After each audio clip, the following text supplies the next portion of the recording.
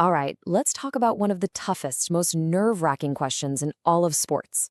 After ACL surgery, when are you actually safe to get back in the game? The answer has totally changed over the years, and you know what? Following the old rules can be seriously dangerous. So let's get into it. I mean, this is the question, right? It's what every athlete is thinking about from the moment they get hurt. You've got that fear of it happening all over again, but at the same time, you're just dying to get back out there. So, what does the science actually say? It's probably not what you think. For the longest time, you heard one thing over and over: 6 months. It was this magic number. Simple, easy. It just became the rule. You hit that 6-month mark after your operation, and boom, you were cleared. But we now know that's a very different and much, much riskier story. So, just how risky is it to go back too soon? Get ready for this. If you return to your sport before you hit 9 months, your risk of tearing that same ACL again can go up by 7 times. Yeah, a sevenfold increase. That one statistic alone has completely changed the game and forced everyone to rethink the old rules. Okay, so let's really break down this 6-month myth, because it's become so clear that treating your recovery like it's just a countdown on a calendar isn't just old school, it's like having a coach who only looks at the clock. It can be a really dangerous way to play. And here's exactly why waiting a bit longer matters so much.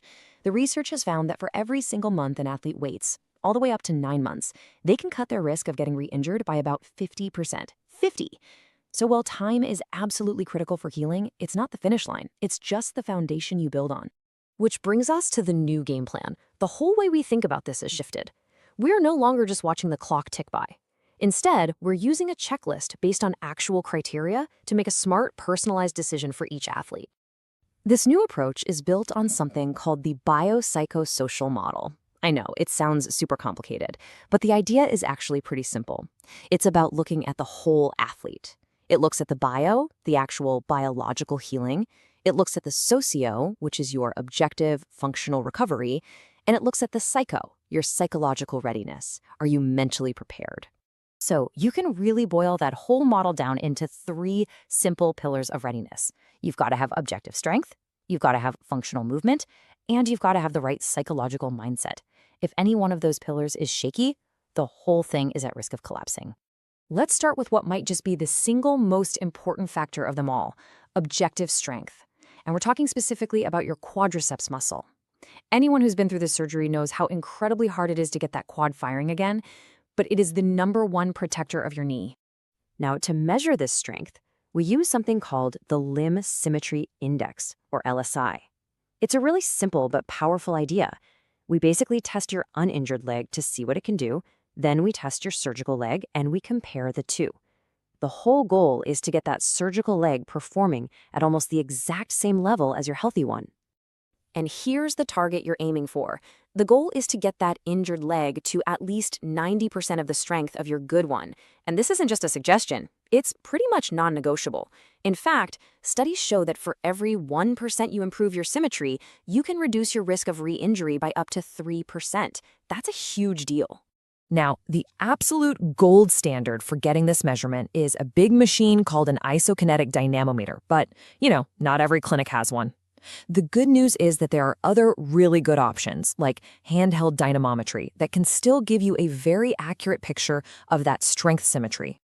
But hey, being strong in a chair is one thing. Being stable and in control while you're jumping, landing, and cutting in the middle of a game, that's a whole different animal. This is where we have to test functional movement and, just as importantly, where your head is at. Hop testing is a huge part of this, but you've got to look at it like 2 sides of a coin. On one side, you have the numbers. How far can you jump? And yeah, we're looking for that 90% symmetry again. But on the other side, you have the quality. How well do you land? You see, athletes can actually cheat the distance test by landing with really bad, risky form, like letting their knee collapse inward. You have to look at both. And that leads to a really critical point. Getting physically better on its own does not mean you're going to have a successful return to sport. If an athlete is still playing with fear or hesitation in the back of their mind, their body moves differently, and believe it or not, their risk of getting hurt again goes way up. So how in the world do we measure that? We actually use special tools, like the ACL RSI scale. It's basically a questionnaire that gets a number score for an athlete's psychological readiness. It asks about their confidence in their knee, their fear of reinjury, and the research is clear. Athletes with higher scores are way more likely to have a successful comeback. Okay, so we've talked about the three big pillars. We've got strength, we've got movement, and we've got mindset. Now let's put it all together. This is the ultimate go-ahead checklist. These are the evidence-backed minimums an athlete really should meet before they get that green light. Here it is, the 5 key criteria. Number 1, at least 9 months have passed since your surgery. 2, your quad strength is at 90% symmetry or better. 3, your hop tests also show at least 90% symmetry. 4, you score an 80% or higher on that psychological readiness scale. And finally, number 5, the basics. You have a full range of motion with 0 pain or swelling. Hitting all of these is what predicts a much, much lower risk of getting hurt again.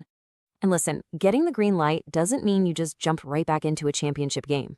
A safe return is gradual. It's a step-by-step process. You progress from individual drills to controlled team practices, and only then, finally, do you get back to playing without restrictions. This whole process just helps manage the stress on the knee and lets your body adapt. So ultimately, the biggest thing to take away from all this is that the calendar is not a clearance tool. Returning to your sport after an ACL injury isn't about hitting a certain number of months.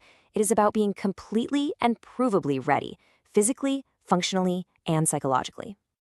All of this does make you think about the future, doesn't it? As technology gets better and better, will things like wearable sensors and motion analysis be able to spot tiny imbalances that our eyes just can't see? Could that kind of tech give us the ultimate data-driven green light for athletes? It's a pretty exciting thing to think about as we try to make sports safer for everyone.